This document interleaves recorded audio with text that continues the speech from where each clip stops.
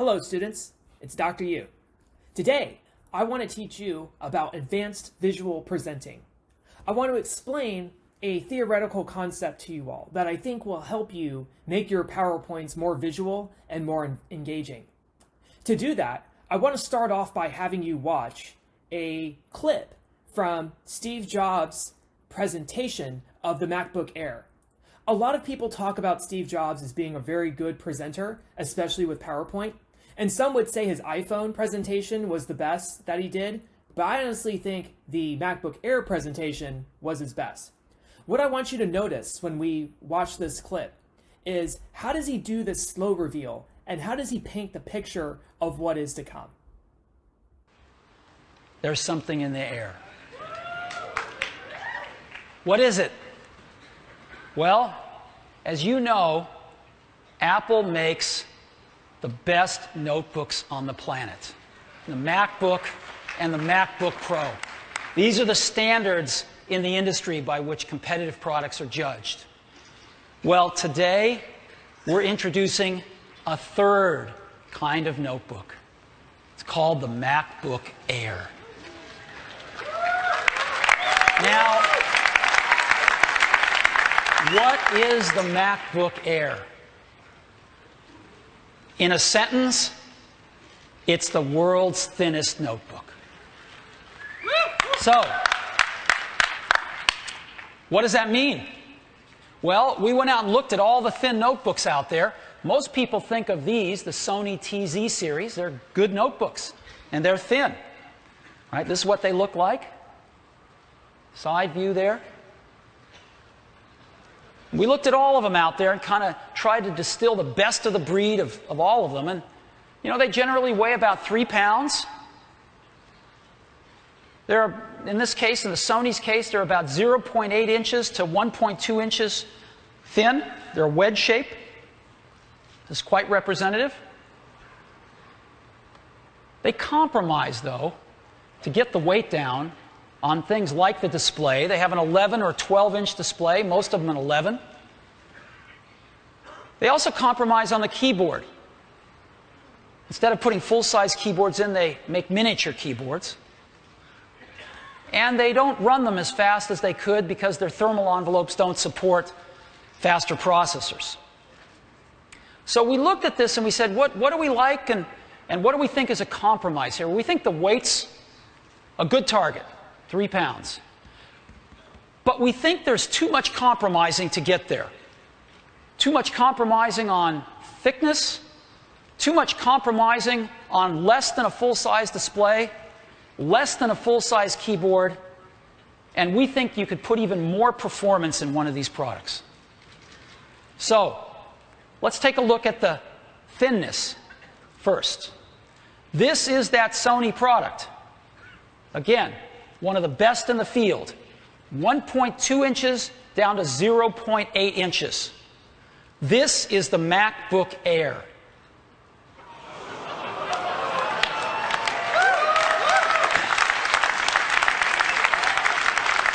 .76 inches down to an unprecedented 0.16 inches. Now, I want to point something out here. The thickest part of the MacBook Air is still thinner than the thinnest part of the TZ series. Okay?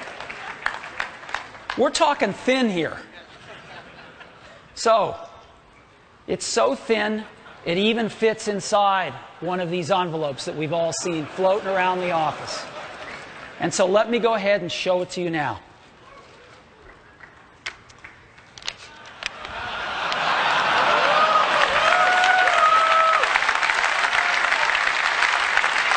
This is it.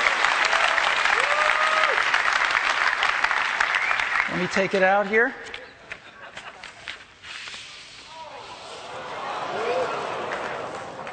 This is the new MacBook Air, and you can get a feel for how thin it is.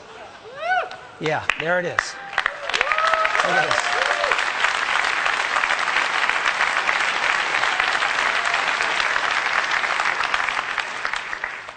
All right.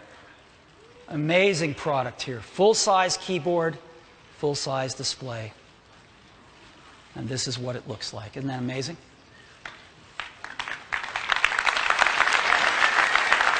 So, let's go explore this in more detail. Regardless of how you feel about Apple products, after seeing that presentation, what did you think? What did you think of how Steve Jobs revealed the MacBook Air? You probably noticed quite a few things. Let's go back to the presentation to see what some of these things are. First, there's something in the air. Notice how he starts off with just a phrase. There's something in the air. Now, we don't know what that is, and maybe investors were kind of already aware that like some kind of new version of the MacBook was coming out, but they didn't quite know what it was and why. Now, Steve Jobs didn't invent anything new, by the way, in this presentation. He did not invent a laptop. Laptops have been around for a long time. But what he did, and what Apple did, was they invented the new thinnest laptop. Because back then people used netbooks, and netbooks were thick, and even though they were small, they were still pretty thick, and the keyboards were small. There were all kinds of problems with netbooks. I used to own one. So Steve Jobs starts off with just a phrase, there's something in the air. And then you learn very quickly that he goes into a graphical, he gives it a name, the MacBook Air. So first, like a description, now a term, the MacBook Air. And then, because like I said, he's not inventing anything new, he starts off by talking about comparisons, what exists in the market now, and then talks about the problems. And this is probably one of the most powerful moments in the presentation, I think.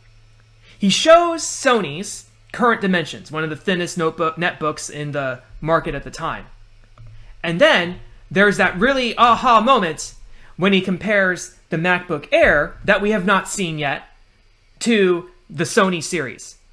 And you can see right away that it's a massive improvement.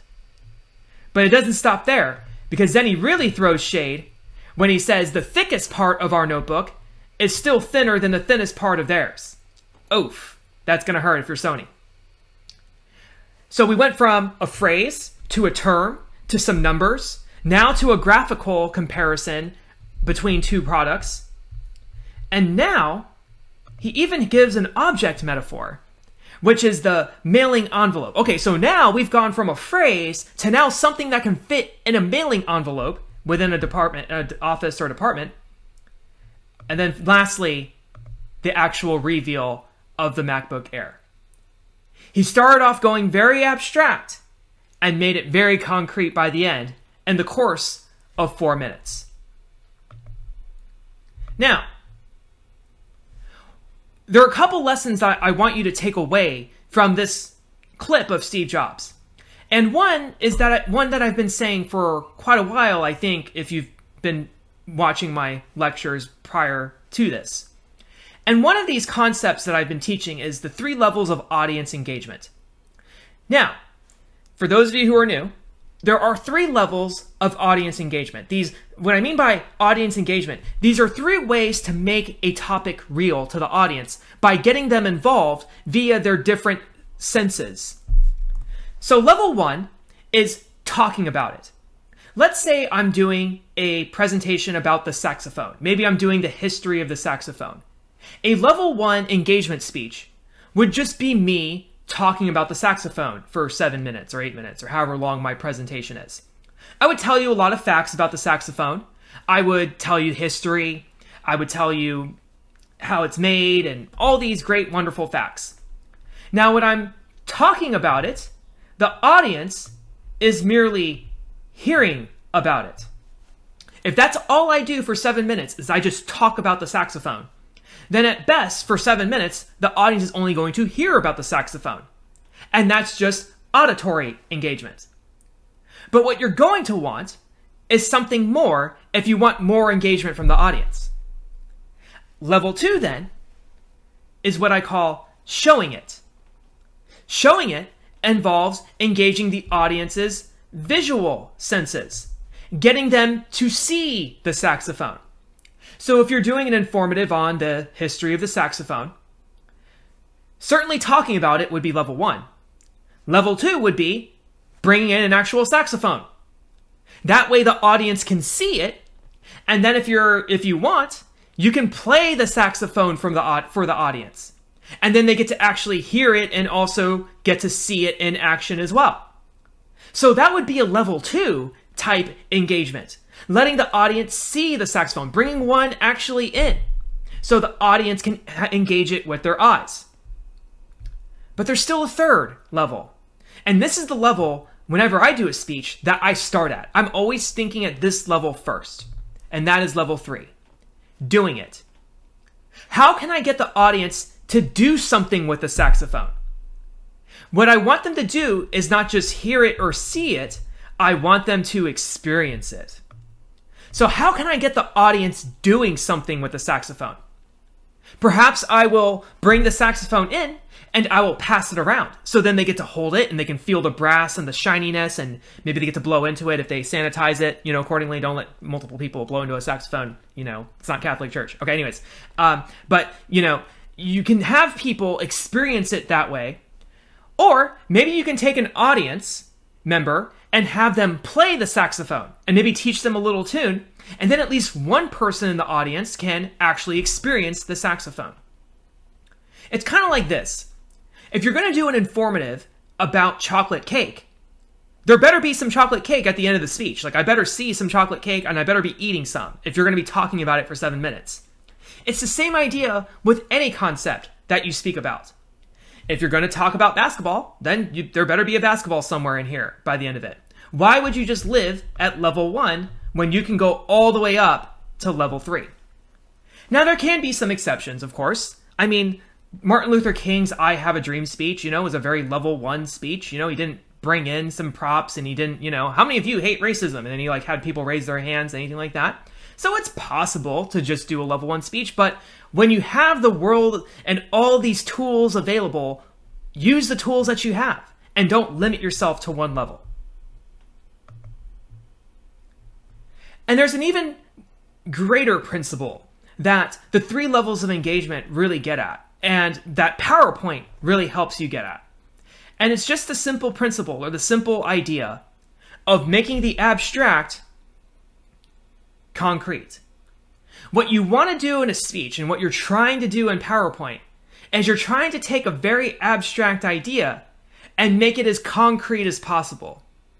The 3 levels of audience engagement can certainly help you do that by letting us experience things with our hands and with our touch, and all that can certainly be a method and a way of doing that.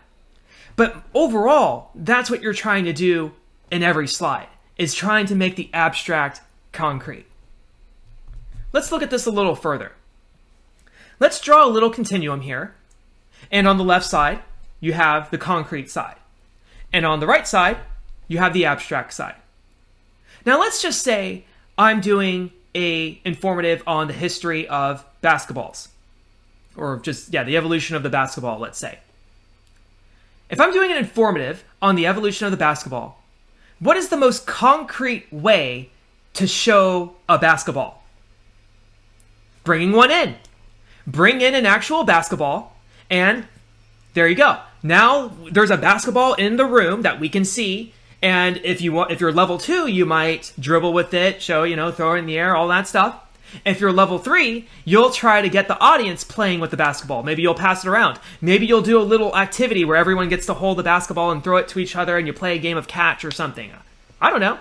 Something that would get the audience actually getting to experience the basketball itself. But let's just say you've already done that, or let's just say you can't bring in a basketball. Maybe there's some rule that doesn't let you do that. What would be the next most concrete thing that you can do if you're doing a speech about the evolution of the basketball? Well, if in PowerPoint, the most concrete way to represent a basketball is to show a picture of a basketball. And that's what PowerPoint allows us to do. PowerPoint allows us to efficiently show pictures to make an abstract idea very concrete. Now you might be wondering though, well, what if I'm doing my speech about justice? Well, I had a group, for example, do a persuasive presentation on why they should abolish the Electoral College. And I'll tell you how they took that whole abstract idea and made it concrete when I get to the abstract side. But let's just say, okay, if we can go a little bit less concrete than basketball, than a picture of basketball, what would be the next thing? Well, a computer-generated image of a basketball. It still has a lot of the fine-grained details of a photo of basketball, but you can tell that it's not as real. That a computer-generated image of a basketball still symbolizes it in a way because there are still some aspects missing, but you can pretty easily tell that this computer-generated image of the basketball is a basketball. Now, can you go more abstract than this? Absolutely. What about a cartoon drawing of a basketball? So you have some cartoonist draw a basketball, and there you go, it's colored in, and even has some shadows and some shade. You wouldn't mistake this for a real basketball, but you can tell that it is a basketball, just a little bit more of an abstraction of a physical basketball. Can we go more abstract than this? Absolutely. You can do a finely done drawing of a basketball. You can see that there's like little texture and all that stuff and a little shadow. So this is, a senior in art, a senior art major. Okay. So you can still tell it's a basketball. It's still symbolic though. I mean, it's not something you're going to mistake. Oh, I thought that was a real basketball. No, it's black and white and all that. Can we go more abstract than this? Absolutely. What about a drawing of a basketball with no detail at all, no 3D, no shading or cross-hatching and all those things that, drawing majors learn? Okay, we can still tell it's a basketball though. The lines are there, it's a circle, and yeah, okay. Can you go more abstract than this? Yes. A symbol for a basketball. Now, clearly, it's missing some things. But for some reason, we just tend to associate these little spirals here as being associated with being a basketball, because that's how basketballs generally look. But this is essentially a symbol for a real basketball, or a symbol for basketball. So a symbol is just an abstraction of a concrete thing, and if you know the cues of the symbol, then it can cue you to the right referent. But now, can we go more abstract than a symbol with basketball? Can we go even more abstract? Sure we can. It is called the word basketball. The word basketball is a symbol for the actual basketball. The word basketball does not look anything like a basketball. It is a word, after all. But because you learned in your language acquisition that basketball means this, you've just learned to associate the word basketball with this brown thing, this brown ball here. But can you go more abstract than this? Well, obviously there's room left on the continuum, so you're probably like, yeah, there's room. Okay. All right. So what would it be though? What would we fill in the blank here on the right side of the word basketball? What would be more abstract than this? I'll tell you. A description. A description with no definition, or a description with no word, and you have to kind of figure out through the description, oh, I think this is referring to a basketball. And then you have to know what a basketball is to know what that refers to. So here's the challenge. And here's what good PowerPoint does. And this is what I'm hoping I'm getting across in this entire course on public speaking. Is when you're a beginner, a lot of people like to live here, especially in PowerPoint. People do these wordy, very abstract slides where it's just a bunch of words and it's just level one all over the place. What we're trying to do in public speaking is expand your tools and to expand your arsenal so you can start thinking at higher levels of making this stuff real, of taking brown bouncy sphere object and making it into a basketball in my hands so I can really feel and experience what it is that you're talking about. Now, Let's say you're doing something very abstract. Let's talk about my students who did theirs on banning the Electoral College, for example. How did they take that and make an abstract concept of banning the Electoral College into something concrete? Well, they could have shown maps, and they did. They showed maps, they showed numbers, and that's all very level 2 type stuff. But what they did at the beginning of their speech was they did a mock election. So they had a mock election about some issue. I can't remember what the issue was, but it was something that everyone could have an opinion about. And then they had people vote. And then they, of course, showed in the way the voting happened that, hey, if you're in this part of the room, your vote only matters this much, but if you're in that part of the room, your vote matters that much. And then, of course, you felt screwed at the end because you're like, wait, that's not fair, blah, blah, blah. Exactly. That's the Electoral College. So they had us do an activity where there was an injustice and we got to experience it firsthand. Now that became real. Now that problem became understandable because we all got to experience it together. So that's how you make abstract concepts concrete. Now, what if you're doing your speech on justice? Well, how do I make justice concrete? Well, what are some symbols for justice? What about the blind lady with the Supreme Court? I mean, that's something. Or, what about the Supreme Court? You can use Supreme Court colors and such to make justice real because we associate justice with the law. Okay. So make the abstract concrete. That's one of the key lessons of this lecture. So that was part 1 of the advanced PowerPoint lecture. And what we're going to do is we're going to make all of those abstract concepts more concrete in part 2 when we talk about number comparisons and visualizations.